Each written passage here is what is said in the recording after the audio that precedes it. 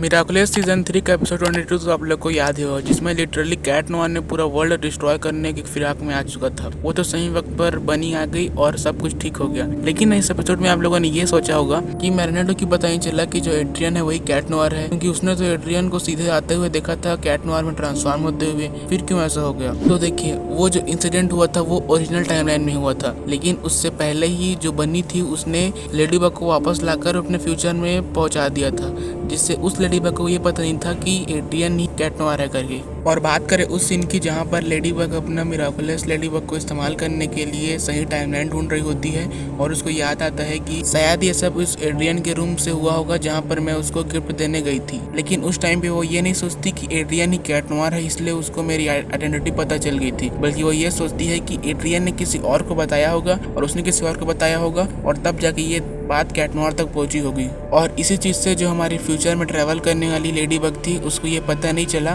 कि cat noir ही Adrian है करके, लेकिन उसको ये जरूर पता था कि कैट नोआर को पता है कि मैरिनेट ही लेडी बग है करके। तुमने अभी क्या कहा?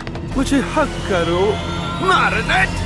लेकिन लेडी बग को ये नहीं पता कि जो कैट नोआर है वो एड्रियन है करके। और लेडी बग ये भी जानती है कि कैट नोआर अकुमाटाइज होकर फ्यूचर में कितना डिस्ट्रक्शन मचाया था, लेकिन ये चीज उस करंट वाले एड्रियन या फिर कैट नोआर को पता नहीं है कि मैंने ये सब किया था। क्यों? क्योंकि वो अकुमाटाइज था। और साथ ही लेडी बग ने फ्यूचर चेंज कर दिया था, इसलिए वो वाली नौबत आई भी नहीं कि एड्रियन को पता चल जाए कि लेडी बग ही मैरिनेट है करके।